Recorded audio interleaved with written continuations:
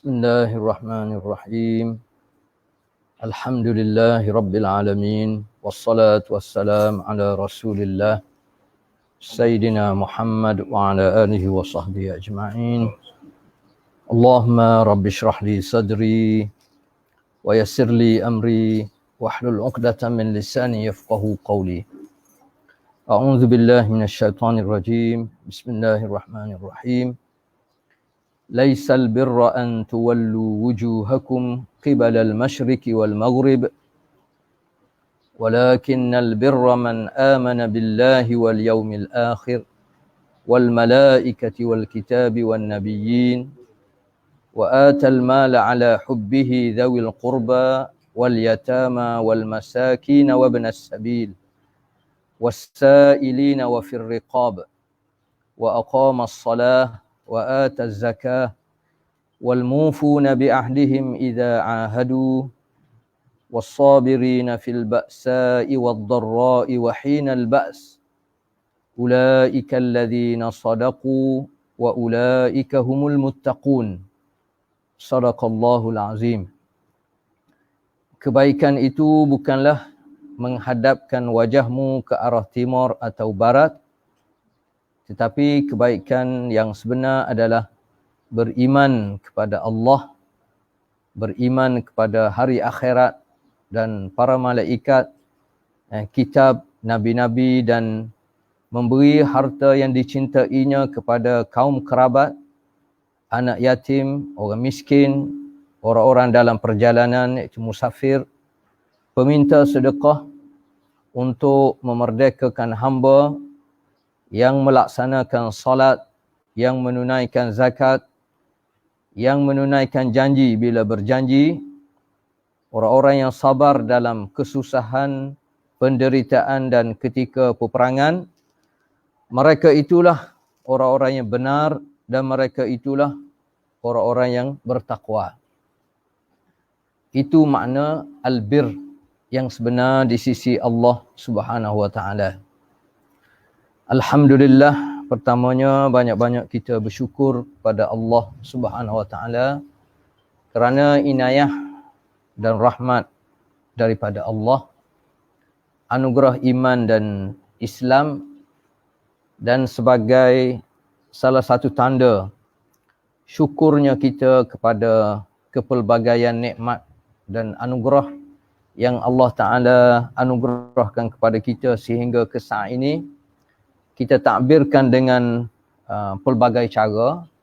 Asasnya untuk kita beribadat, untuk kita mengabdikan diri kita kepada Allah Subhanahu Wa Taala dalam setiap aktiviti kehidupan kita, termasuk kita takbirkan rasa syukur kita dengan kita memperuntukkan sebahagian daripada masa kita untuk hadir dalam majlis-majlis ilmu, insya-Allah termasuk majlis seperti di pagi ini, yang kita berdoa agar Allah merahmati majlis ilmu ini dan agar para malaikat, haffazhumul malaikah, agar majlis ini juga dinaungi, dikelilingi oleh para malaikat Allah Subhanahu wa taala, dirahmati oleh Allah Subhanahu wa taala,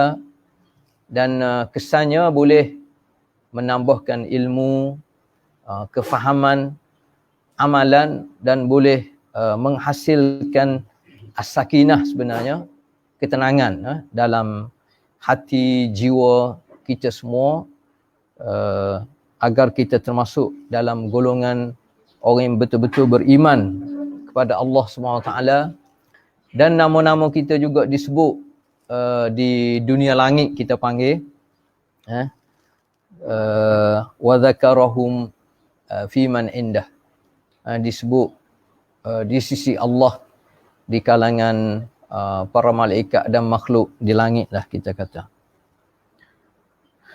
Yang keduanya, mau nak ucap terima kasih banyak terutamanya kepada tuan rumah lah, dan yang usahakan untuk kita adakan majlis ilmu ini, yang mana sebenarnya sama-sama kita pun orang madah Tok Alim, Ustaz Cik Ibrahim sendiri dan yang hadir dan Kelantan ni, sebab dia sohu dengan nama Sawi Mekah dan peranan nama rasa Tok Kenali sendiri banyak, dan alhamdulillah kita buat majlis ini pun di tempat kelahiran dia, tempat dia membesar, dan tentunya dia mewariskan asasnya ilmu lah yang diperturunkan kepada anak-anak dia, cucu-cucu dia, dan seluruh kaum muslimin yang menerima kebaikan ini sebenarnya. Yang mana kalau kita baca sejarah, maklumat yang mau baca lah di tempat ini, kalau tak silap hamba, mana pernah didatangi oleh pelajar-pelajar dia, mencecah ratusan orang. Kalau zaman dulu kalau ratus-ratus tu memang besar lah. Setengah etika dia sebut siapa mencecah 400 orang lebih, dan datang juga bukan setakat di kawasan sekitar di Kelantan ni, tapi juga daripada Indun ada, daripada Fatani dan daripada Kemboja katanya. Dan sejarah Tok Kenali yang kita semua tahu tentang kisah dia, daripada warga kampung biasa, tetapi nak cerita di sudut rasa tanggungjawab ni, walaupun daripada keluarga biasa, tapi sebenarnya di sisi Allah SWT tentak sama. Seseorang itu lahir daripada keluarga yang berada ke, keluarga yang berpangkat ke, kita kata keluarga yang berketurunan ke, semuanya di sisi Allah SWT tetap sama. Hatta manusia yang tak pernah ataupun tidak dikenali oleh orang ramai, tetapi kita tahu melalui ilmu dan kefahaman yang kita faham melalui asasnya ilmu yang kita cedok daripada Al-Quran ini, di sisi Allah seseorang itu tetap tinggi kalau dia betul-betul beriman dan beramal serta keikhlasan yang lahir daripada hati masing-masing. Begitu juga kalau kita baca sejarah tentang Tok Kenali ni, macam mana susah payah dia pergi timba ilmu, terutamanya di Mekah. Setengah riwayat kata bawa lebih kurang 50 hiyah. Ada setengah kata ada dalam 20 hiyah, 30 hiyah. Duit tangan dia dengan pakaian selas pinggang. Pergi Mekah tak ada orang kenal. Macam mana susahnya dia mencari ilmu. Ya, tetapi orang panggil hak kita belajar semenjak daripada kecil lagi, menjadah wajadah ni. Kita duk belajar sekolah-sekolah Arab dulu. Orang yang bersungguh, maknanya Allah Ta'ala akan berilah kepada dia. Orang yang berusaha dia akan dapat. Yang begitulah Allah Ta'ala beri kelebihan antaranya kepada Tok Kenali. Yang mana kalau kita tengok sumbangan dia sebenarnya terutamanya kepada Kelantan ni besar. Besar peranan dia. Dia termasuk, setengah riwayat kata dia termasuk ahli majlis ulama Kelantan. Dia antara pengasas majalah pengasuh. Dia juga pengasas kepada satu grup yang dipanggil pada masa itu Al-Jam'iyah Al-Asriyah. Maknanya satu kesatuan yang membincangkan isu-isu semasa. Selain daripada isu fiqh ke, isu-isu semasa yang timbul di sudut hukum hakam, begitu juga di sudut pengurusan sesebuah negeri, sebuah negara. Isu politik juga dibincang oleh Tok Kenali melalui dia panggil Al-Jam'iyah Al-Asriyah. Kesatuan semasa lah kita panggil. Dan dia juga terlibat dalam urusan negeri ni khususnya, sehingga dia dilantik sebagai penasihat agama lah kepada Datuk Perdana Kelantan pada masa tu dipanggil, iaitu MB Kelantan pada masa tu lah. Itu sejarah ringkas tentang Tok Penali.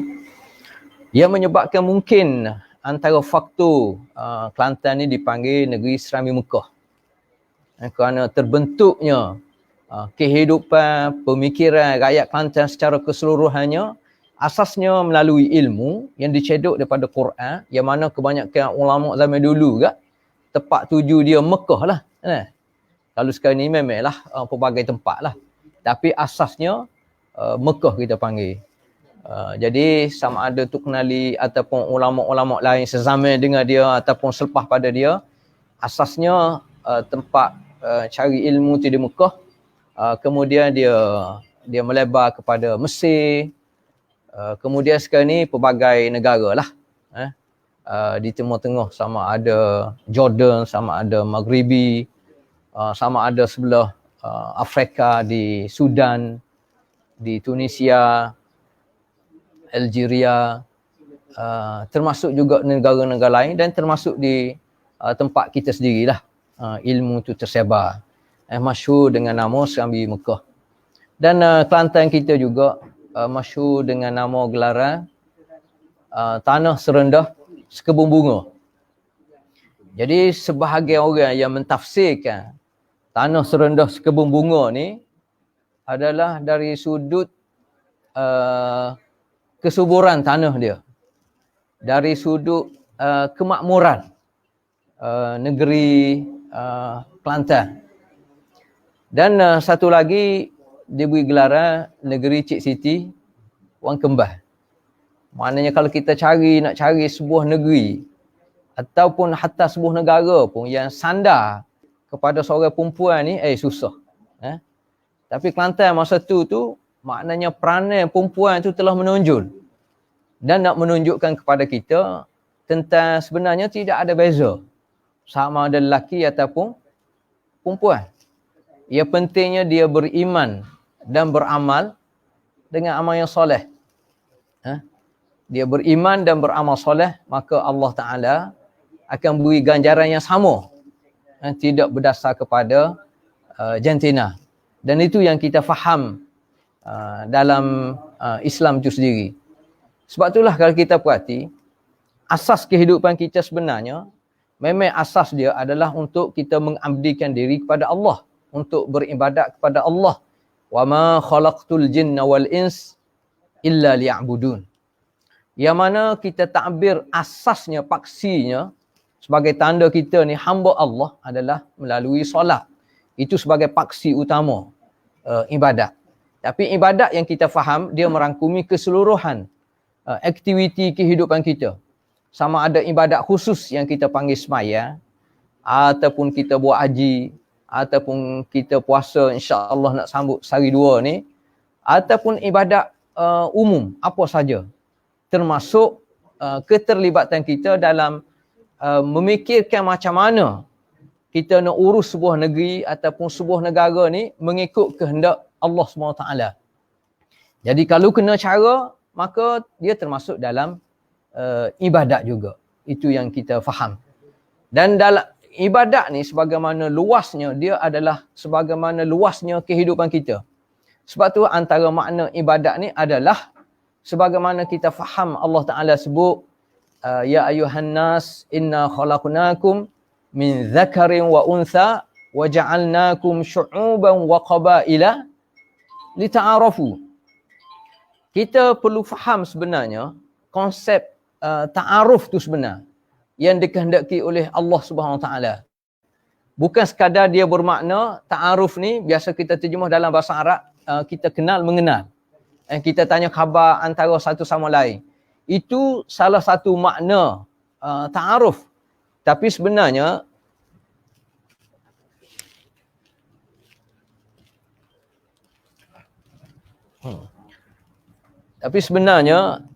ta'aruf tu dia memberi makna yang luas.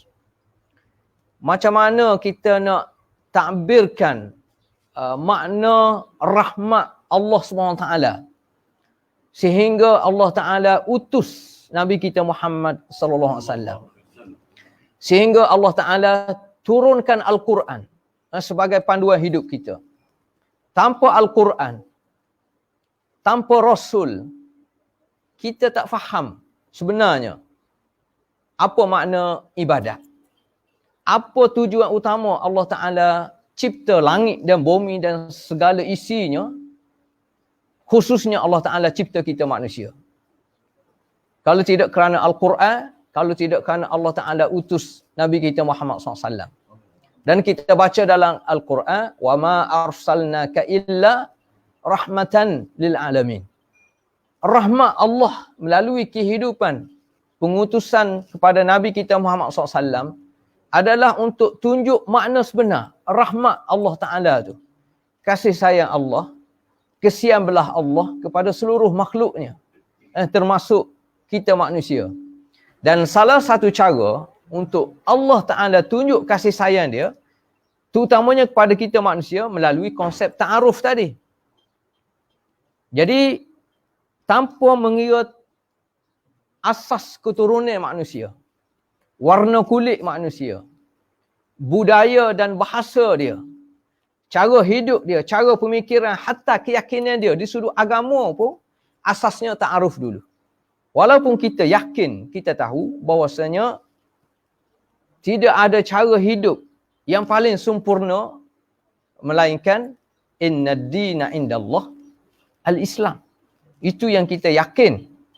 Tetapi dalam kehidupan ini, kita kena tengok secara menyeluruh, secara meluas. Termasuk konsep li ta'arufu tadi. Jadi ta'aruf ni, dia memberi makna perkenalan, dia memberi makna kasih sayang, dia memberi makna hormat menghormati, dia memberi makna kerjasama, dia juga memberi makna toleransi, dia memberi makna maaf pemaaf, hak sebenarnya. Jadi makna tersebut, kita perlu, orang panggil, laksanakan dia dalam kehidupan kita. Ertinya, dalam kehidupan kita berurusan, kita dengan Allah Ta'ala, kita dengan sesama kaum kerabat kita, dengan keseluruhan orang yang beriman, termasuk juga dengan keseluruhan manusia. Sama ada dia beriman kepada Allah ataupun tidak beriman. Itu konsep ta'aruf yang sebenar. Kalaulah kita seluruh orang Islam ni, orang mukmin ni dapat fahami dan dapat hayati tuntutan Allah Ta'ala, tentulah kita akan merasai nikmat sebenar diutuskan Nabi kita Muhammad SAW. Kita dapat nikmati nikmat sebenar Al-Quran tu yang menjadi panduan kehidupan kita. Termasuk apabila kita nak sambut bulan Ramadan ni. Dan termasuk kita boleh memahami, menghayati makna ayat Al-Quran yang kita baca tadi. Walaupun satu ayat. Daripada surah Al-Baqarah ayat 177, laisal birra. Al-bir yang sebenar ni, hak sebenar. Sebab itulah kita kata Al-Quran ni, kalau kita nak laksana keseluruhan sebutir Al-Quran, dan memang kita wajib laksana. Mati dulu kita hak sebenarnya. Kita nak cari ilmu dan kefahaman, kebaikan, manfaat, maslahah yang Allah Ta'ala nak tonjolkan kepada umat manusia dan seluruh makhluk dalam Al-Quran ni, mati dulu kita. Sebab itulah sebahagian ulama kata, kalau kita berpegang pada satu ayat Quran sahaja, sebenarnya sudah cukup. Setiap Al-Quran tu dia merupakan mukjizat. Setiap satu ayat Quran tu dia merangkumi keseluruhan makna yang baik. Termasuk ayat ni. Sebab setiap ayat Al-Quran ni dia berkait antara satu sama lain. Sebab itulah kalau kita balik lepas pada ni, kita baca dan cuba kita fahami. Kita buka kitab-kitab tafsir yang dulu dan semasa, kita tengok tafsir ayat ni. Satu ayat, dia merangkumi keseluruhan. Sebab daripada Al-Bir, ayat Al-Bir ni, dia merangkumi di sudut akidah kita. Dia berkait dengan akidah. Dia berkait dengan akhlak. Dia berkait dengan syariat. Dia berkait dengan keseluruhan kehidupan. Dan apa dia aulawiyat kita panggil. Keutamaan kita untuk kita raih pahala aset yang banyak di sisi Allah sebelum kita berdepan dengan Allah Ta'ala di akhirat kelak. Hak sebenarnya. Baik. Yang keduanya, sebagaimana kita tahulah, kita hidup atas dunia ni, ada mutiara, setengah kata mutiara ulama kata, ad-dunya taghur wa tadur wa tamur. Ada 3 istilah. Dunia ni akhirnya kita faham dan kita yakin taghur. Taghur ni dia mempesona. Dalam masa yang sama dia memperdaya. Manusia tertipu daya dengan dunia. Betul lah. Ad-dunya taghur. Dunia ni menyebabkan manusia, ramai manusia yang tertipu daya. Sama ada tidak bersyukur, kufur kepada Allah Subhanahu Wa Taala, ataupun lupa kepada Allah Ta'ala. Sehingga dia sanggup buat apa saja untuk dia capai matlamat hidup atas dunia. Kerana dia nak pangkat, kerana dia nak jaga keturunan dia, kerana dia nak jaga pengaruh dia, kerana dia nak memiliki kaum sebanyak mungkin harta benda dunia ni, sehingga dia lupa Allah. Maknanya dia lupa tentang dosa pala. Dia lupa akhirnya dia akan tua dan dia akan mati. Dia akan dihadap oleh Allah Ta'ala di akhirat kelak. Berakhir sama ada syurga ataupun neraka. Apabila manusia terpedaya dengan dunia. Maka betul lah orang kata ad-dunya taghur. Dalam masa sama ad-dunya tadur. Dia beri mudarat kepada kita sebenarnya. Banyak mudarat berbanding dengan kebaikan kalau kita nak bandingkan dengan akhirat lah. Sebab akhirat ni nikmat dia tanpa had. Mala ainun ra'at wala udhunun sami'at wala khatara ala qalbi bashar. Nikmat yang Allah Ta'ala sedia ni nak banding dengan nikmat akhirat ni, nikmat dunia ni banding dengan akhirat, sebagaimana kita tahu, macamlah sebelah sayap lalat ni ataupun nyamuk. Tak ada nilai langsung. Dia adalah bangkai. Dunia ni hak sebenarnya. Hak kita duk bubuk sehingga manusia sanggup buat benda dosa ni adalah bangkai di sisi Allah SWT. Bukan tak boleh kita nak menikmati nikmat tersebut. Sebab itu nikmat daripada Allah SWT. Tetapi nikmat sebenar yang hakiki, yang berkekalan adalah di akhirat kelak. Sebab itulah sebahagian ulama kata, Tok Ali kata, nikmat dunia ni bukan nikmat yang sebenar. Sebab apa? Sebab nikmat sebenar, kalau mari daripada Allah Ta'ala, dia tak mungkin munqati'. Dia tak mungkin terputus. Mana ada nikmat atas dunia ni yang tidak terputus. Sebesar-besar ujian musibah Allah Ta'ala adalah kematian. Al-maut. Mati ni adalah musibah besar lah bagi kita. Tapi kita kena akur, kita yakin dan kita kena terima hakikat. Cuma apabila mati seseorang tu, tinggi mana pangkat dia, darajat dia, harta benda dia, semua terputus. Dia tidak dapat lagi menikmati segala nikmat yang dia yang dia perolehi semasa dia hidup atas dunia. Maknanya, bukan nikmat yang sebenar. Walaupun dia memang nikmat daripada Allah Ta'ala. Wa in ta'uddu ni'matallah la tuhsuha. Fama bikum min ni'matin faminallah. Semua sekali yang kita kecapi, yang kita rasai sehingga saat ini, semuanya berkait mari daripada Allah Ta'ala. Cuma dia terputus. Terputus kerana sakit, terputus kerana faktor-faktor tertentu, dan yang paling kuat sekali terputus apabila manusia tu mati. Sebab itulah jarang orang ingat pada mati dia, sebab dia takut. Amor pun takut mati kalau fikir. Tapi belah-belah mana pun kalau kita fikir semula, maknanya tak boleh lari. Tak boleh lari daripada kematian. Dan masalah paling besar lagi, kita tidak tahu. Allah Ta'ala tak bagi tahu kita manusia ni bila tarikh kita mati. Kalau semua orang tahu, dia lain lah deh. Kita buat persiapan. Macam kita nak sambut Ramadan, kita tahu. Nak sambut Ramadan ni kita tahu. Jadi adalah buat persiapan. Walaupun ramai juga tak buat persiapan pun. Tapi mati ni kita tidak tahu. Jadi yang terbaiknya adalah setiap masa lah deh. Termasuk daripada sekarang. Kita bersiap sedia nak sambut kematian kita. sebagaimana kita nak sambut nikmat-nikmat lain yang kita rasa penting bagi kita. Sebab itulah dunia tahu, dunia mabut yang ketiga. Watamur. Watamur. Yang ketiga tamur. Dia berlalu. Sebagaimana seorang musafir kan, dia pergi belah-belah mana pun, dia akan balik tempat asal dia lah. Asasnya. Hatta kalau dia berhijrah pun, sebenarnya dia berlalu juga. Begitu juga kehidupan kita dunia ni tamur, dia berlalu. Akhir sekali, dunia ni hanyalah jambatan. Nah, sebagaimana kita faham. Dia jambatan untuk menuju ke akhirat. Itu tamur. Itu dunia. Jadi melalui 3 kefahaman inilah sudah cukup sebenarnya untuk kita dapat ilmu dan kefahaman yang menyebabkan antaranya kita berada dalam majlis ni lah. Sama ada kita sebagai penyampai, sama ada kita sebagai pendengar, sebab masing-masing sebenarnya kita tumpah menumpah.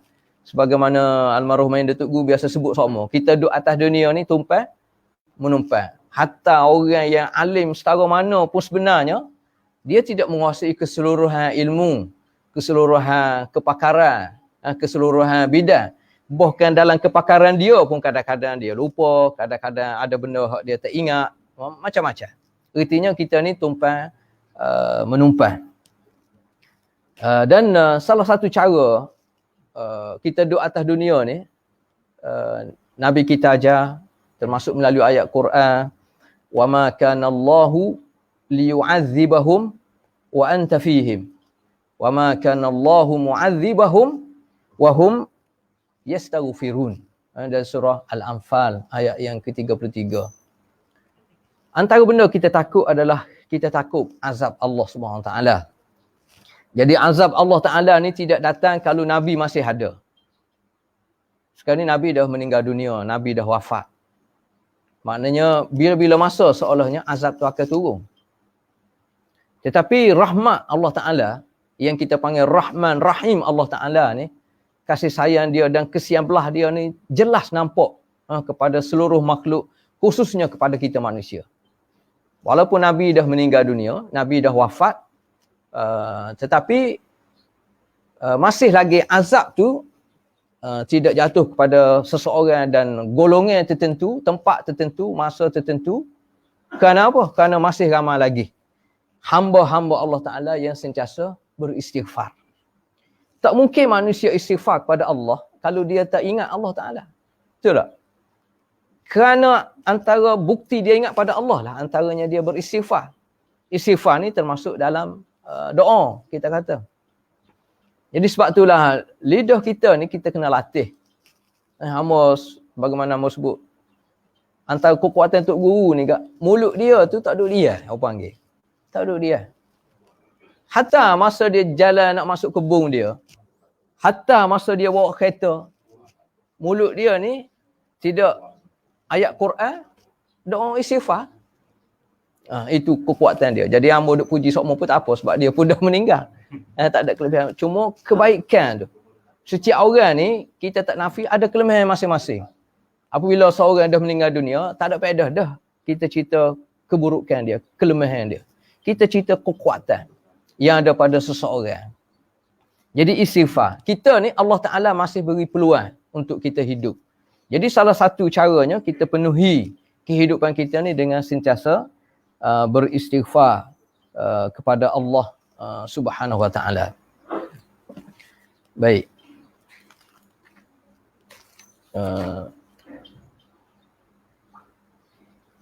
Dalam masa yang sama,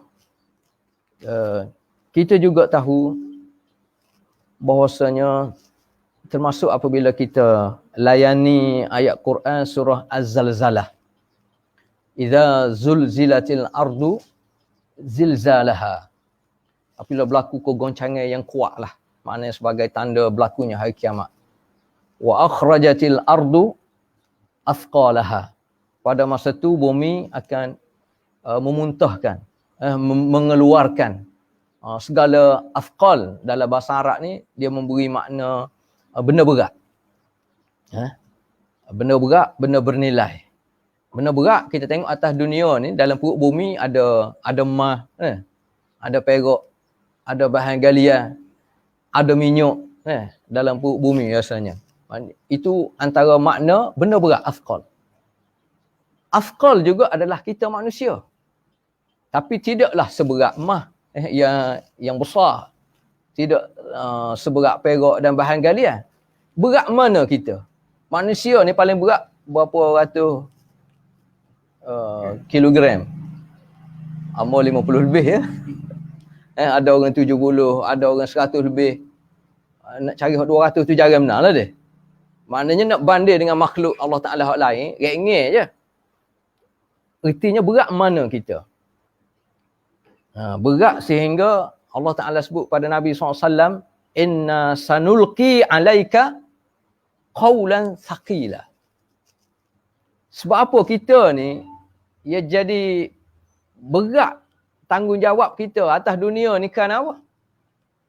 Kerana kalau melalui Nabi tu, sebab Allah Ta'ala nak utus dia sebagai Nabi, nak lantik sebagai Nabi. Ada tugas, ada tanggungjawab sebenarnya kita duduk atas dunia ni.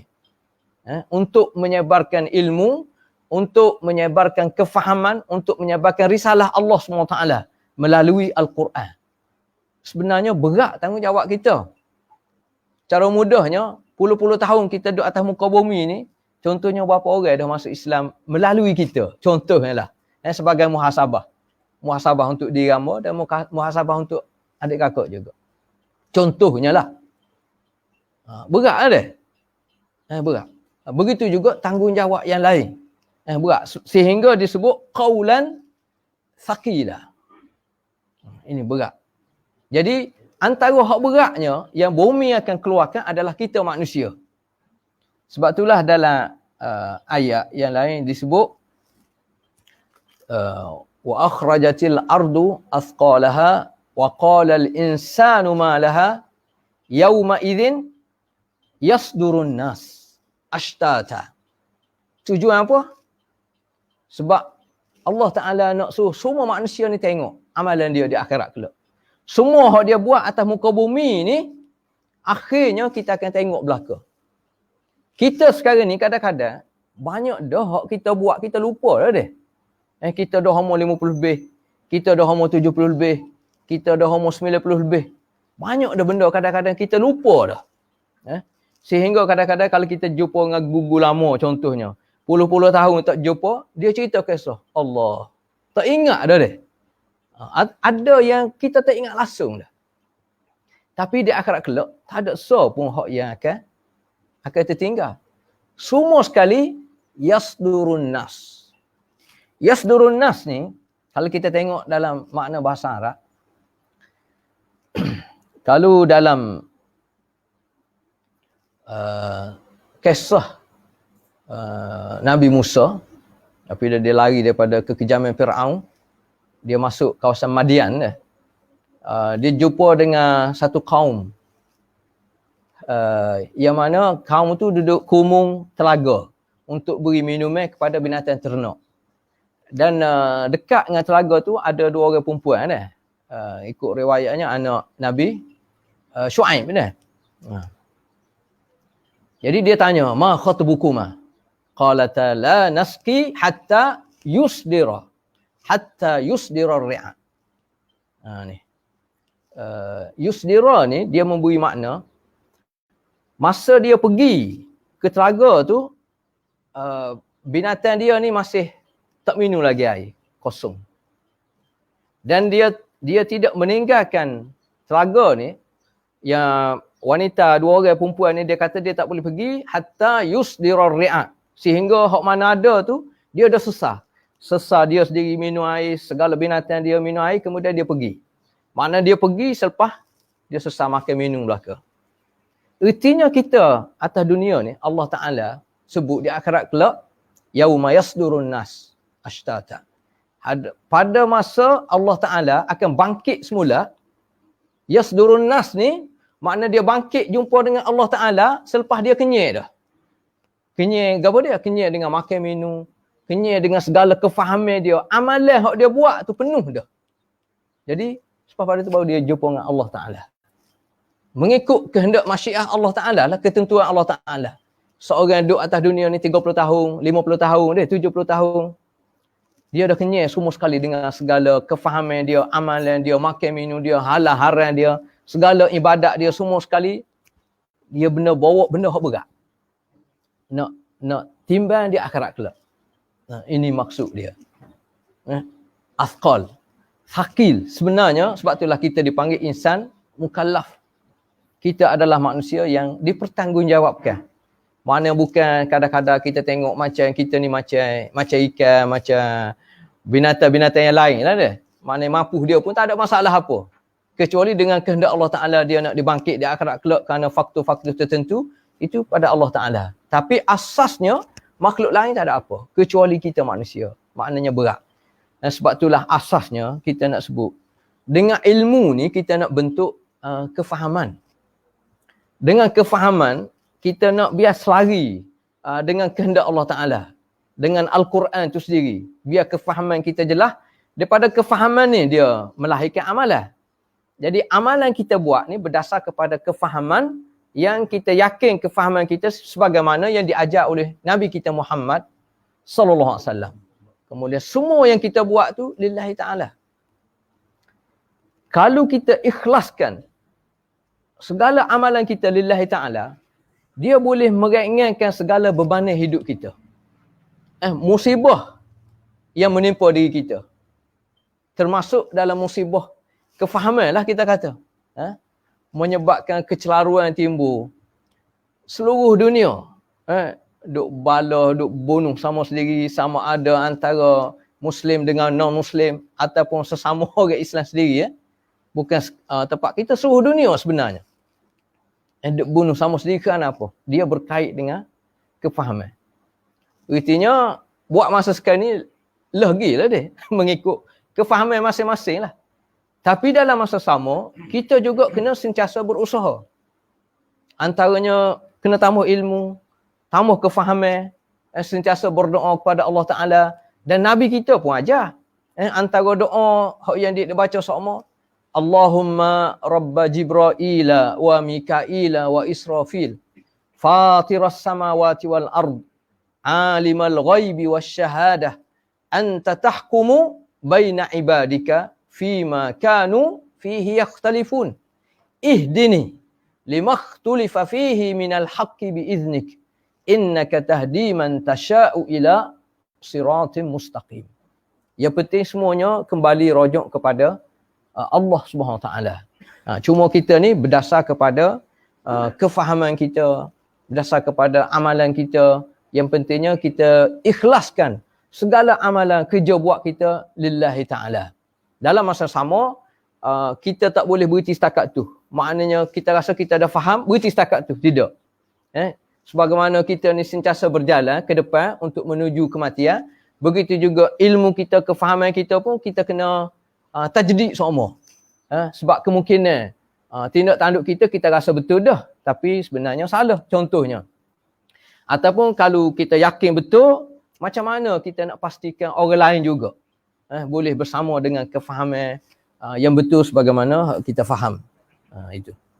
Daripada sinilah timbulnya kita panggil salah satu cara termasuk nak sambut bulan Ramadan ni, akhirnya kita nak takwa dia.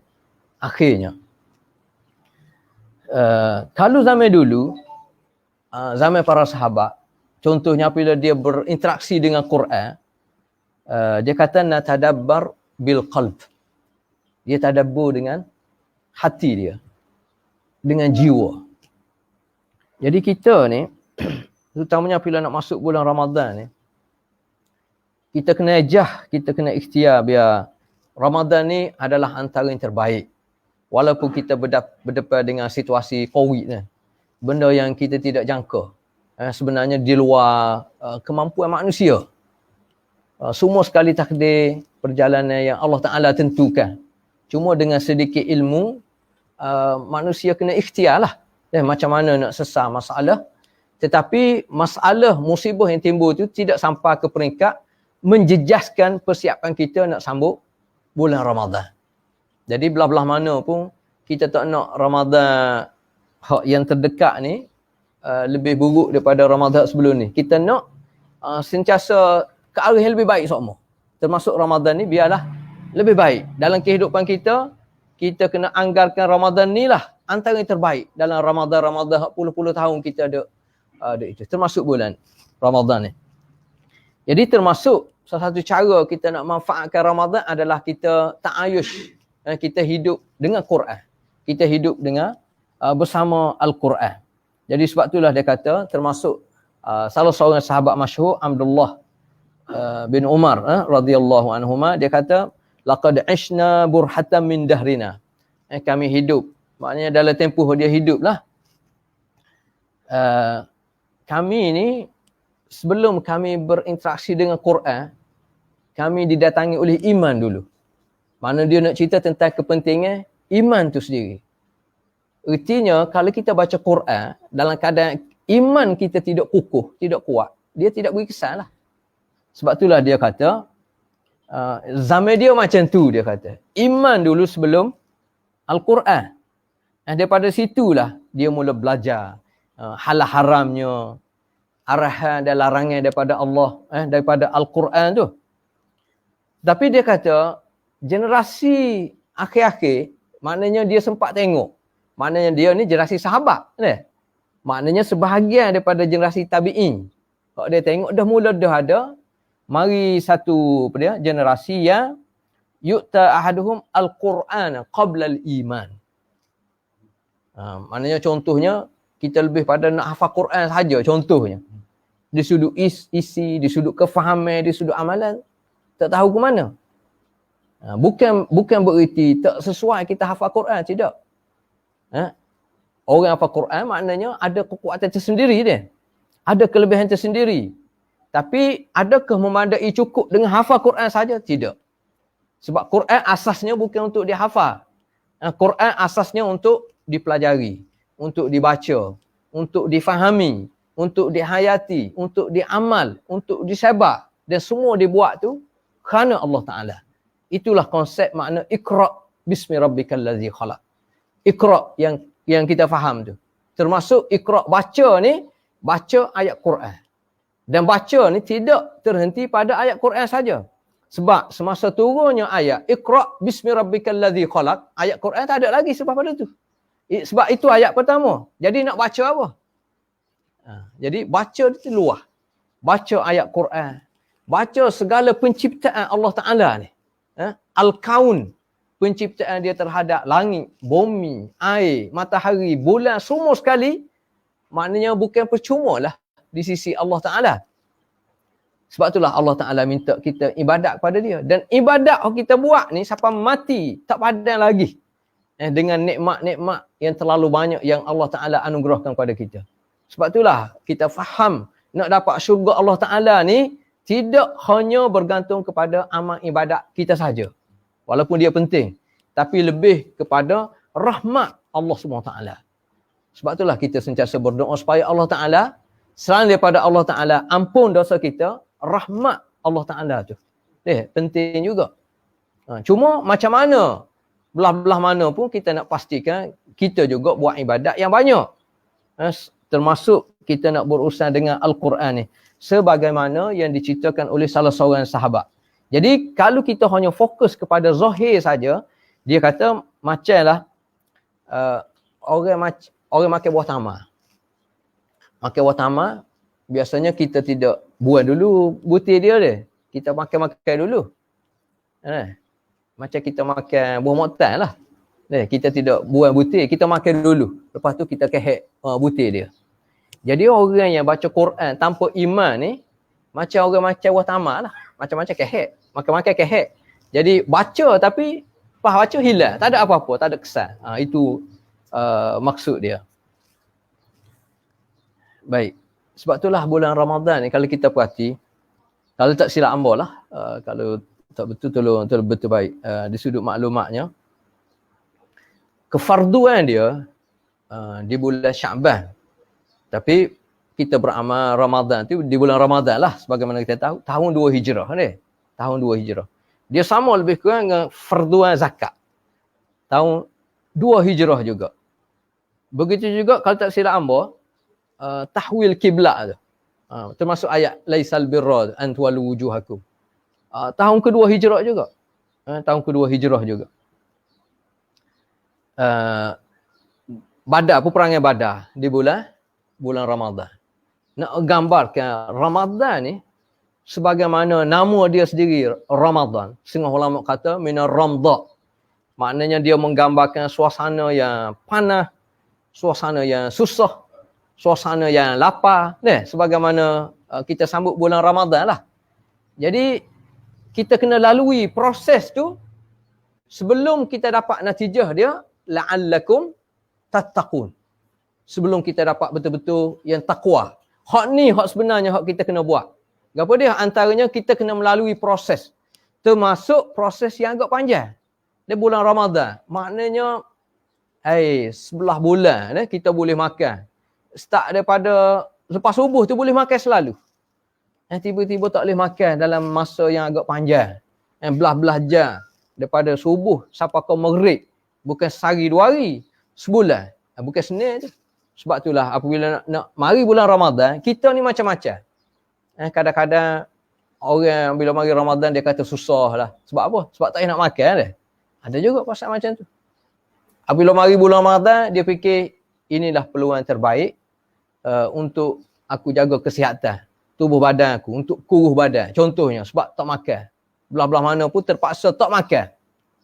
Ada juga orang fikir macam tu. Ada orang fikir bila nak mari bulan Ramadan, inilah peluang terbaik untuk menikmati segala juadah berbuka puasa. Sebab banyak kuih-kuih dia, banyak lauk-lauk tak ada. Kecuali bagi bulan Ramadan. Bulan Ramadan lah ada belaka. Sehingga terpaksa tambah tempat nak jual.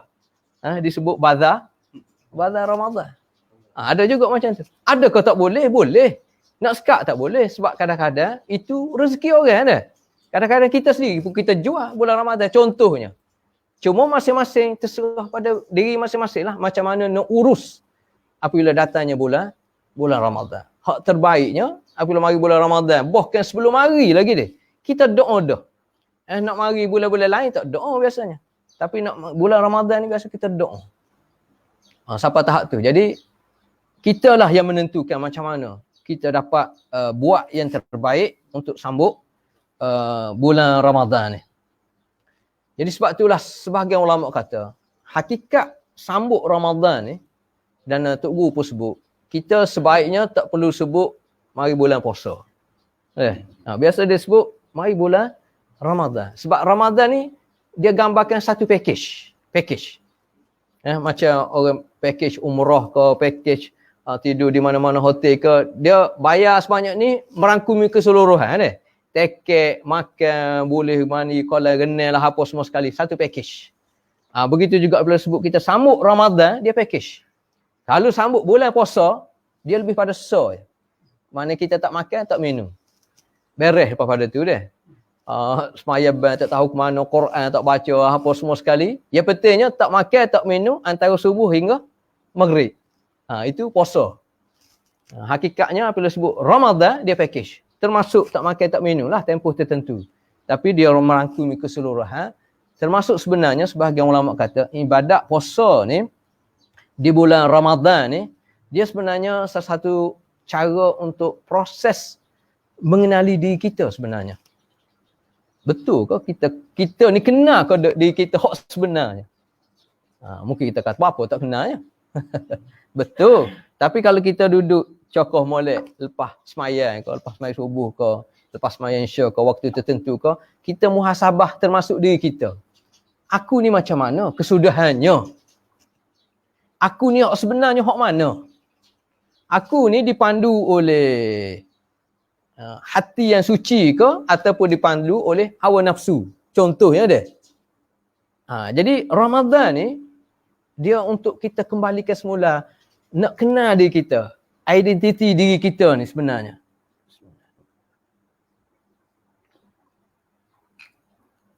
Jadi itu antara kekuatan Ramadan. Jadi nak kenal diri kita, dia bermula daripada dalam. Dia tidak bermula daripada luar. Tak. Bermula daripada dalam. Yang kita panggil al-qalb. Mudghah tadi. Ala al-qalb. Hati kita tu. Kena bermula daripada situ. Sebab itulah dia kata, antara caranya ialah bulan Ramadan lah untuk kita kenal diri kita ni, kita kena usaha proses untuk bersihkan hati kita, jiwa kita, hati kita ni. Jadi nak dapat as-safa ni, dia kata kebersihan, kesucian ni, antaranya dia mesti melalui proses, antaranya sumber ilmu. Sebab dia membentuk kefahaman, okay? Bentuk amalan berdasar pada ilmu. Jadi ilmu hak masuk dalam kehidupan kita, kefahaman kita ni mesti ilmu yang safa, yang betul-betul bersih, yang suci. Dan tidak ada ilmu yang paling suci bersih melainkan Al-Quran lah. Nah, dia makanan kepada hati kita, makanan kepada akal kita. Ilmu ni asasnya mari daripada Al-Quran, kita yakin. Sebab itulah ayat Quran pertama turun pun Iqra. Dia berkait dengan ilmu, maknanya kepentingan ilmu pengetahuan dalam kehidupan kita. Nak meneruskan kehidupan kita ke, kita nak bangunkan masyarakat ke, nak bangunkan sebuah organisasi, sebuah negeri, sebuah negara pun asasnya dengan ilmu sebenarnya. Jadi dan ilmu tu mesti ilmu yang as-safa, yang bersih, yang suci. Kemudian daripada situlah dia membentuk kefahaman dan amalan kita. Dia panggil safa al-hal. Tadi safa berkait dengan ilmu. Yang kedua, dia masuk safa al-hal. Keadaan kita tu macam mana? Ibadat betul, kan? Cara kita berfikir pun betul. Semua amalan-amalan kita menjurus kepada untuk mendapat redha Allah Subhanahu wa taala. Kemudian yang ketiga, dia akan pergi kepada safa ittisal billah. Hubungan kita dengan Allah SWT. Semuanya bersih, semuanya suci. Kerana apa? Kerana dia bermula daripada asas yang kukuh. Ilmu yang kita perolehi itu ilmu daripada sumber yang sahih, iaitu daripada Al-Quran. Sebab itulah asas pentingnya kita ni, ilmu memang penting. Yang kedua, cakna kita pada Al-Quran. Itu penting. Baik, akhir sekali ayat hak hamba baca tadilah. Cuma sebelum tu hamba sebut sekali lagi. Ada hadis sebut sebelum tu mengenai Al-Quran ni dan kehidupan ni, Sayyidina Uthman sendiri ada sebut. Sayyidina Uthman, dia kata, lau anna qulubana tahurat ma syabi'at min kalami rabbina. Sayyidina Uthman ada. Lau anna qulubana tahurat. Kalaulah hati-hati kita ni bersih, tahurat. Mana bersih daripada dosa lah asasnya, bersih daripada maksiat. Jadi hati kita bersih, ma syabi'at min kalami rabbina. Mana kita akan tidak kenyang dengan kalam Allah Ta'ala. Tidaklah kita baca Quran sikit, rasa cukup dah. Tidak. Beramal sikit, rasa cukup dah. Semaya Ramadan 8 rakaat, berapa jam? Boleh kita ambil setengah jam, sejam. Kemudian kita rasa puas hati, kita pergi buah 4-5 jam. Contohnya. Itu sebagai contoh lah dah. Jadi kalau hati kita betul-betul bersih, tahurat tadi, ma syabi'at min kalami rabbina. Maknanya kita akan ikhtiar untuk sentiasa beribadat. Untuk sentiasa tambah ilmu. Untuk sentiasa fikir macam mana. Termasuk dalam kita kata sebagaimana ambil semangat untuk kenali itu, dia ambil tahu tentang isu semasa. Termasuk isu politik kita panggil. Isu semasa lah tu, isu politik. Biar kena dengan kehendak Allah SWT. Dalam pengurusan dia. Dan sebenarnya ayat yang baca ni memang dia berkait rapat. Al-bir ni. Al-bir ni dia memang berkait rapat. Sebab bir ni dia adalah kebaikan. Dia adalah kebajikan. Dan al-bir yang sebenar sudah cukup untuk kita faham melalui ayat ni.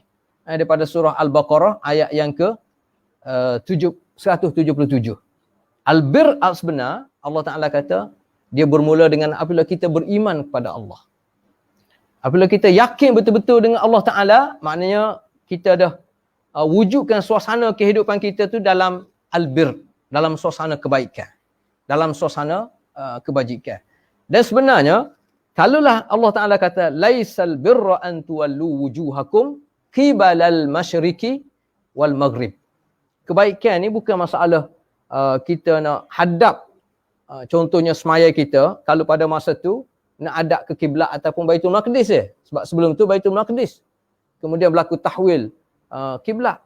Ertinya, sebahagian tu alim kata, ayat ni nak menunjukkan, kita dalam kehidupan ni, termasuk dalam kita berorganisasi sebenarnya, mana lebih penting? Organisasi ke ataupun matlamat daripada organisasi tu? Daripada ayat ni. Maknanya, kalau kita semaya, dah kalau Allah Ta'ala kata, hadap ke Baitul Maqdis, hadap je. Nah, Allah Ta'ala tukar. Allah Ta'ala suruh tukar ke Kaabah. Tukar je. Maknanya, benda tu boleh berlaku pertukaran. Maknanya benda tu alat. Kumpulan ni adalah alat. Situ. Kumpulan ni adalah alat. Dia merupakan wadah. Tok Guru pun dia sebut sama. Gapa dia hak lebih penting? Lebih penting adalah albir sebenar al-iman. Lebih penting adalah risalah. Benda hak kita nak bawa tu. Gapa dia? Dan benda hak kita bawa ni kena dengan kehendak Allah Ta'ala. Kalau kita kata nak bawa Islam, alhamdulillah, betul dah tu. Lepas tu cara pula, cara nak bawa tu betul ke tak? Sebab itulah satu ayat ni dia merangkumi keseluruhan. Dia berkait dengan iman, dia berkait dengan syariat, dia juga berkait dengan akhlak. Maknanya kalau kita nak bawa Islam, tak boleh kita kata nak bawa Islam, nak bawa Islam. Cara macam mana? Kena kodok dengan syariat Allah Ta'ala. Kena kodok dengan akhlak yang ditunjuk oleh Nabi kita Muhammad SAW. Mana cara mudahnya, kita nak bawa Islam, kemudian orang tak terima dakwah kita, kita kafirkan dia. Kita pulau dia. Betul kodok cara macam tu? Tak kena. Itu bukan bir yang sebenar. Ataupun kita nak bawa Islam, kita kata ni, melalui grup kita, melalui kumpulan kita. Kalau tidak bersama kumpulan kita, boleh bawa pada murtad, boleh bawa pada kufur. Itu mengarut. Itu boleh bawa pada syirik kepada Allah Ta'ala. Tak kena dengan cara yang dibawa oleh Nabi kita Muhammad sallallahu alaihi wasallam. Jadi ayat ni sebahagian ulama kata, laisal birra an tuwallu wujuhakum qibalal masyriqi wal maghrib. Nak tuju ke timur, tuju ke barat, itu alat. Tapi yang pentingnya asas, walakinnal birra man amana. Mula-mula sekali, beriman kepada Allah Subhanahu Wa Taala. Mana bukti kita beriman kepada Allah? Asasnya yakin kita dengan hari kiamat. Itu asasnya. Sebab itulah Allah Ta'ala sebut, biasanya amana billah wal yawmil akhir. Beriman kepada Allah dan hari kiamat. Sebenarnya dua rukun ni, hak asasnya dia. Hak asasnya. Cuma bila mari rukun-rukun lain tu, huraian dia. Tapi asasnya mula-mula sekali, beriman kepada Allah lah. Beriman kepada Allah maknanya wajib beriman kepada keseluruhan apa yang datang daripada Allah SWT. Cuma asasnya hari kiamat. Nak menunjukkan kepada kita, Allah Ta'ala buat kita sebenarnya untuk hari kiamat. Sebab itulah hikmat Allah Ta'ala, tidak, Nabi Adam tu tidak kekal dalam syurga. Itu antara hikmatnya Allah Ta'ala. Allah Ta'ala nak buat, boleh, tak ada masalah. Kekal dalam syurga. Maknanya kita ni bakal syurga. Lahir-lahir kita ni dapat nikmat hidup dalam syurga dah. Bakal syurga kita sebenarnya, kita kena ingat. Cuma, kerana apa? Kerana hidup atas dunia ni bukan ingat tadi. Tagur, watadur, watamur. Hikmat Allah Ta'ala berlaku kesilap fahaman, kita kata silap tindakan daripada Nabi Adam. Semua tu dengan hikmat Allah Ta'ala, tetapi Allah Ta'ala dah jelas. Nabi Adam menyesal, kemudian dia istighfar, bertaubat kepada Allah, Allah Ta'ala terima. Rabbana zalamna anfusana wa illam taghfir lana wa tarhamna lanakunanna minal khasirin. Jadi, kerana kalau kita letak dalam kehidupan kita ni, kita nampak semua tentang hari kiamat, mana ingat tentang mati, itulah takwa. Itulah takwa sebenarnya. Selepas pada tu, kita kena yakin betul dengan malaikat. Dan Allah Ta'ala ni, dipuji makhluk dia. Malaikat antara makhluk yang terpuji di sisi Allah SWT. Dan malaikat antaranya Jibril. Dan Jibril inilah yang bawa menurunkan Al-Quran dia di bulan Ramadan. Bulan Ramadan yang mulia kerana berkait dengan Allah. Nabi mulia kerana dia menerima wahyu. Al-Quran itu sendiri mulia, semuanya mari dia berkait semua dengan Allah Ta'ala. Jadi kita kena beriman sungguh-sungguh dengan malaikat. Beriman dengan kitab-kitab khususnya Al-Quran. Kemudian dengan Nabi-Nabi khususnya Nabi kita Muhammad SAW. Kemudian dia masuk kepada kehidupan kita. Kehidupan kita. Orang mukmin yang sebenar, buat kebajikan ni, orang yang cakna kepada orang keliling. Bukan diri kita saja. Cuma mula-mula sekali dia mula-mula dengan macam ayat wa anzir ashiratakal aqrabin. Mula-mula Allah Ta'ala nak suruh Nabi sebarkan risalah dia ni kepada orang. Orang keliling-kelalan dia, orang dekat. Maknanya kaum kerabat. Keluarga dulu. Begitu juga kita. Apabila kita nak dapat pahala banyak, kita tak boleh cakna tentang diri kita sahaja. Tapi dia kena cakna. Sebab itulah kita kata, orang yang cakna terhadap orang lain ni, bukan sekadar beri ilmu. Beri ilmu, beri motivasi, beri pengharapan untuk kehidupan dia. Termasuk dalam bidang ekonomi ke contohnya, semua sekali. Kebajikan tu biar menonjol. Albir ni juga berkait dengan kebajikan. Jadi tujuan utama sebuah negeri, sebuah negara, dia nak tunjukkan kebajikan. Bukan kuasa tu. Bukan dapat kuasa, nak pasti macam mana supaya kuasa ni kekal. Atas dasar kita ni nak bawa Islam. Apa dia yang kita buat? Ini masalah. Jadi ini yang berkait dengan ayat ni. Kebajikan tu terlalu luas. Termasuk wa atal mala ala hubbihi. Kita bagi harta hak kita sayang. Bukan harta hak lebih. Sebab itulah kalau orang kaya, duit dia beratus-ratus juta, dia bagi 100,000, tak ada nilai sebenarnya dia. Nak berbanding dengan aset hak ada pada dia. Tetapi kalau niat yang ikhlas, tentulah dia dapat kelebihan lah di sudut tu. Artinya Allah Ta'ala ni maha rahmat, kita kata, dia tidak berkait dengan banyak sikit. Dia berkait dengan asasnya niat kita. Maknanya kalau kita bantu seseorang berdasar kepada kemampuan kita, tapi kita rasa ada tanggungjawab, asasnya kepada kaum kerabat, wa atal mala ala hubbihi zawil qurba. Kemudian wal yatama. Kita tahu wal masakin, wabnas sabil, wasailin. Orang yang meminta kadang-kadang. Sebab orang ni, orang perlu pada bantuan ni, dia ada dua kategori dia. Satu kategori dia minta. Satu kategori tak minta. Sebab dia macam-macam lah. Masing-masing ada hujah masing-masing. Hak minta pun ada hujah. Cuma kalau minta terlalu tak boleh juga dia. Tak ada orang panggil maruah diri. Ada setengah orang ni, dia memang berhajat. Tetapi dia jaga maruah diri apa dia semua sekali, dia tak minta. Ada juga style macam tu. Wafir riqab. Orang yang zaman dulu nak bebas daripada perhambaan lah. Kalau zaman sekarang ni, contohnya orang yang riqab ni boleh tafsir juga orang yang contohnya duduk dalam penjara. Nak keluar daripada penjara, contohnya. Boleh juga masuk kategori tu. Kemudian wa aqamas solah. Masuk dalam ibadat. Ibadat khusus kita panggil. Dan ibadat kita tahu Allah Ta'ala guna aqama dia. Qama. Maknanya mendirikan semaya. Bukan maksud mendirikan semaya duduk cacan saja. Memang kena duduk cacan, duduk diri. Tapi maksudnya, maknanya betul-betul kena laksana sehingga solat ni dia beri kesan dalam kehidupan kita. Sampai tahap tu. Antaranya kita kena ikhtiar biar ada unsur khusyuk dalam semaya. Qad aflahal mu'minun alladzina hum fi salatihim khashi'un. Mula-mula. Kita kena ikhtiar macam mana untuk dapat khusyuk. Wa ataz zakah. Tadi dia bagi tahu dah wa atal mala ala hubbihi. Ayat tadi dia lebih luas berbanding dengan zakat, sebab zakat ni hak wajib ni. Hak lain kita tak bagi pun tak apa, cuma maruah kita lah. Tapi kita bagi juga tu atas dasar tanggungjawab kita. Antaranya sebab kita nak dapat pahala banyak. Wal mufuna bi ahdihim idza ahadu. Hak ni pun benda besar juga dalam kehidupan dia. Berkait dengan janji. Dan kita tengok orang Islam ni kekuatan dia pada janji. Kita perhati, janji kita dengan diri kita. Janji kita dengan kawan kita. Janji kita dalam perniagaan ke, janji kita dalam apa saja, termasuk janji dalam pengurusan sesebuah negeri dan sebuah negara. Janji kalau kita benar, contohnya kita nak laksana ni, nak laksana ini janji.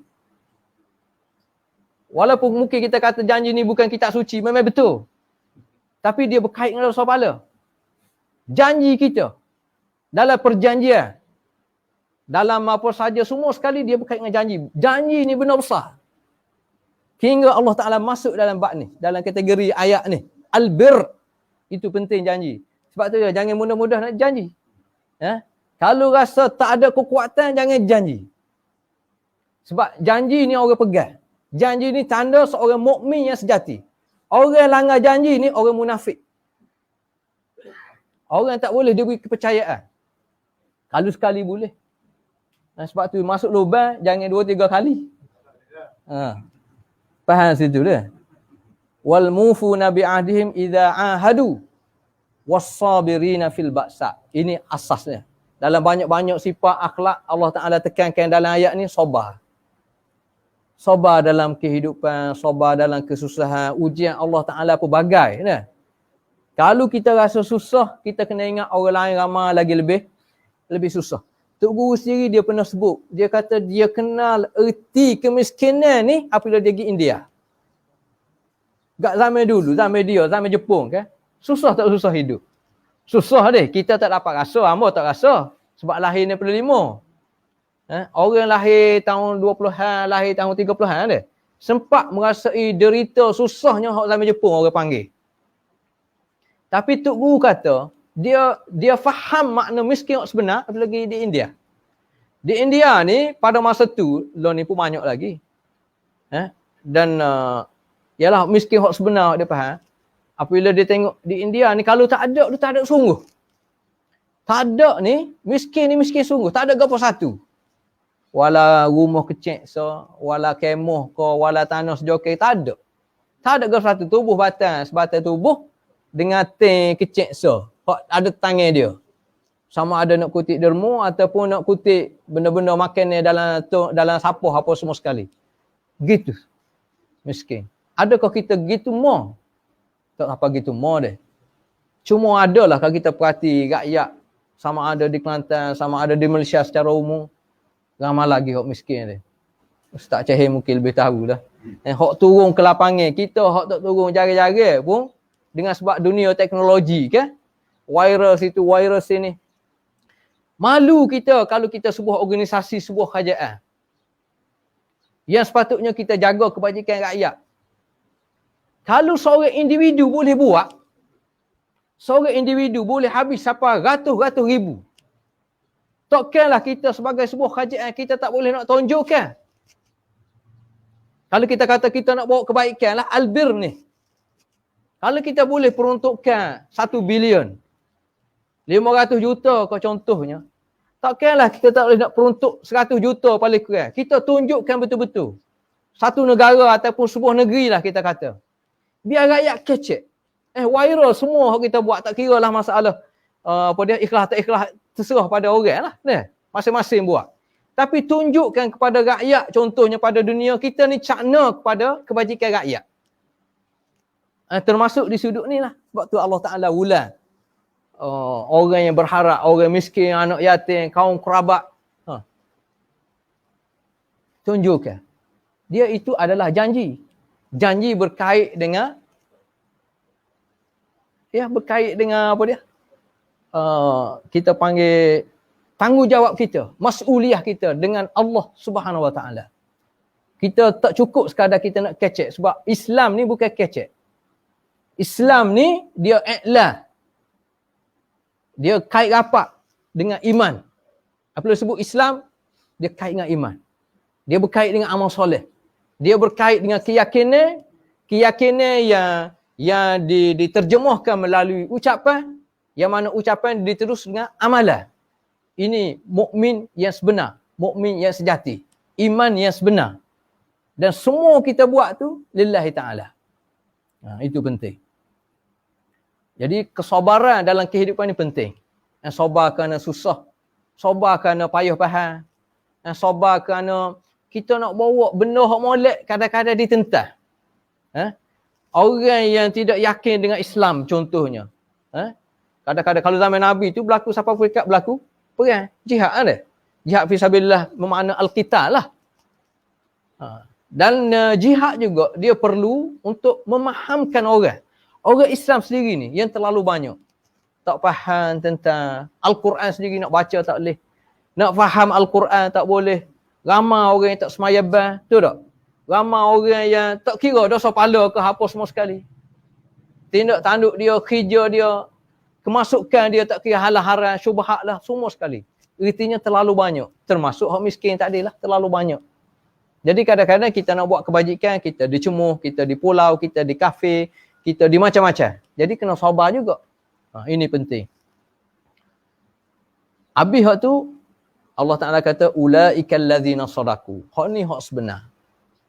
Hak sebenar. Jadi, orang Islam, dia berkait rapat dengan as-sidq. Nah, benar. Sebab itulah Allah Ta'ala sebut, wa tammat kalimatu rabbika sidqan wa adla.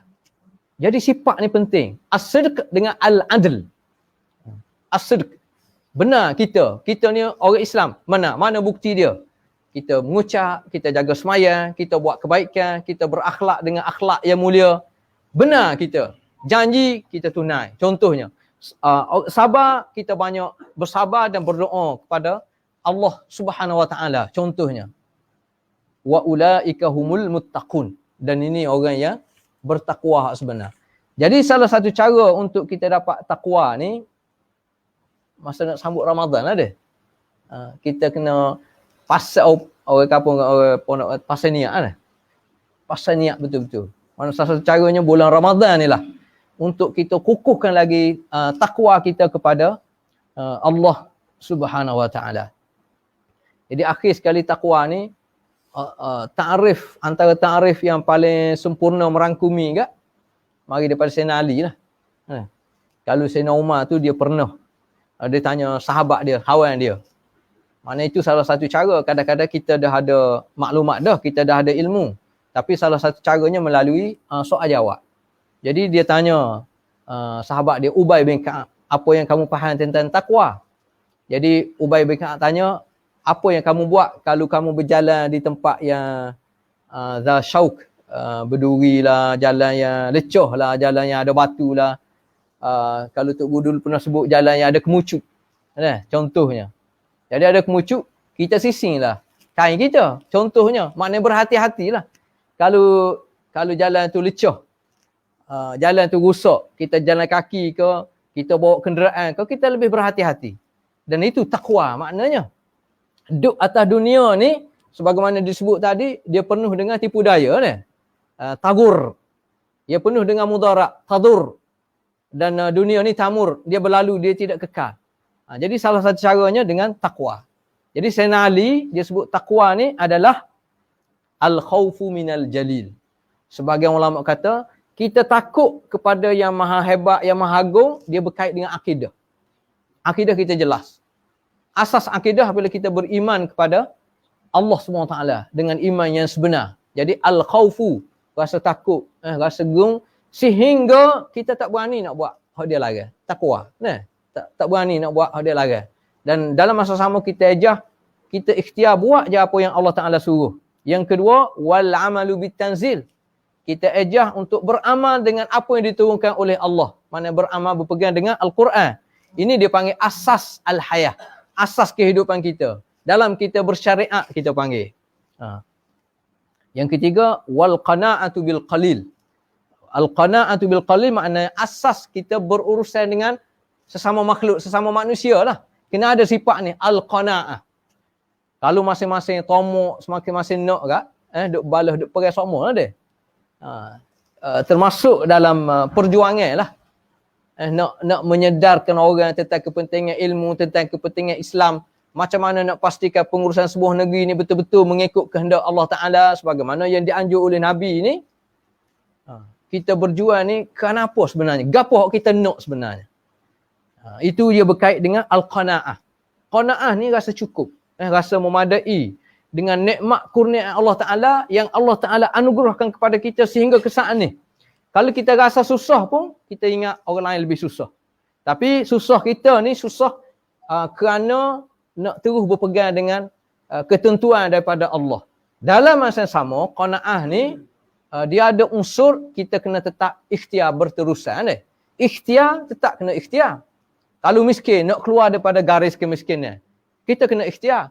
Salah satu ikhtiarnya adalah nak pastikan kerajaan, mana-mana kerajaan yang urus sebuah negeri ataupun sebuah negara, yang nampak tak nak laksana kehendak Allah Ta'ala, kena tukar. Itu antara makna ikhtiar. Itu al-qanaah. Bil qalil. Yang seterusnya, wal isti'dad li yaumir rahil. Akhir sekali, ini antara makna taqwa pada pandangan Sayyidina Ali. Wal isti'dad li yaumir rahil. Persiapan untuk hari pengakhiran kita lah.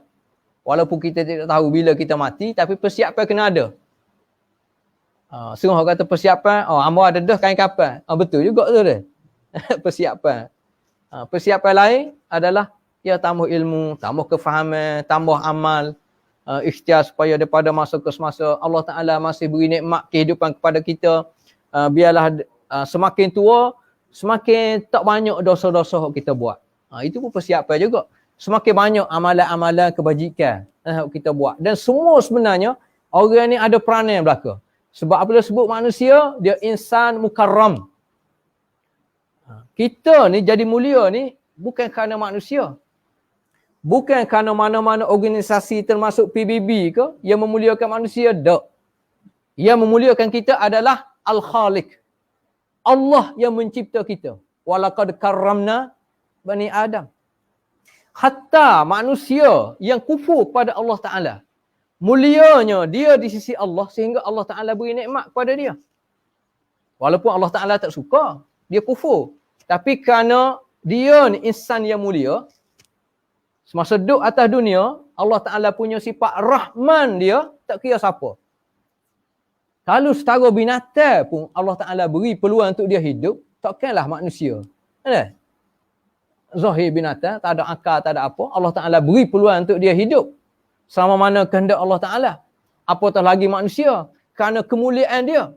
Jadi kalau kita orang Islam, lagilah mulia di sisi Allah Ta'ala. Walaupun makhluk tidak kenal kita. Walaupun kedudukan kita mungkin pada zahirnya tidak ada peranan di sisi masyarakat. Contohnya. Tak ada pegawai jawatan gapo contohnya. Tapi sebenarnya setiap orang, sama ada muda ataupun tua, lelaki perempuan, sebenarnya masing-masing ada peranan untuk dia dapat pahala. Dia beri nasihat mengikut ilmu yang ada pada dia. Dia beri tazkirah. Dia berilah apa saja. Dia tunjuk contoh yang terbaik. Contohnya. Ini taqwa. Dan itu makna yang diberi oleh Sayyidina Ali. Jadi Amba rasa cukup dululah. Lama tak tahu. Jadi semangat mari tempat orang kembali tempat yang kita harap dia supaya legasi Tok Kenali itu diterjemahkan dalam kehidupan, sama ada di sudut ilmu dia, di sudut akhlak dia, di sudut sifat-sifat yang merasa termasuk sifat qanaah yang ada pada Tok Kenali. Maknanya dia tidak baca, kita tak sempat dengan dia sebab dia mati tahun 33 rasanya, umur 65 tahun lebih kurang, 1871 lahir, saya kata 1868 ataupun 1871 meninggal 33 lebih kurang 60 tahun lebih. Kita tak sempat, tapi kita tahu sejarah dia melalui pembacaan antara sifat dia. Makna kalau dia nak jawatan, dia nak kemasyhuran, dia akan dapat lah. Tapi bukan itu kehendak dia. Jadi comel lah. Jadi kita sendiri, kita muhasabah diri kita, gapo dia sebenarnya kita nak duduk atas dunia ni. Termasuk keterlibatan dalam mana-mana organisasi lah, mana-mana kumpulan. Sebab nak buat sorang, boleh buat sorang dia, tapi kesan dia tu rendah sikit. Kalau buat ramai-ramai dalam kumpulan ni, kesan dia lebih kuat. Jadi gapo dia kita nak sebenarnya, kita lah yang boleh jawab. Tapi atas dasar nasihat-menasihati ni, semua kita buat ni lillahi ta'ala. Kita jaga hubungan, silaturahim kita, ukhuwah Islamiyah kita. Macam mana kita nak urus selisih pandangan itu dengan cara yang paling terbaik, kita kata. Jadi nasihat untuk diri hamba, nasihat untuk adik kakak semua sekali lah. Wabillahi taufiq wal hidayah. Wassalamualaikum warahmatullahi taala wabarakatuh. Waalaikumsalam. Bismillahirrahmanirrahim. Alhamdulillahirabbil alamin. Hamdan yuwafi ni'amahu wa yukafi mazidah. Ya Rabbana lakal hamdu kama yanbaghi li jalali wajhika wa 'azimi sultanik.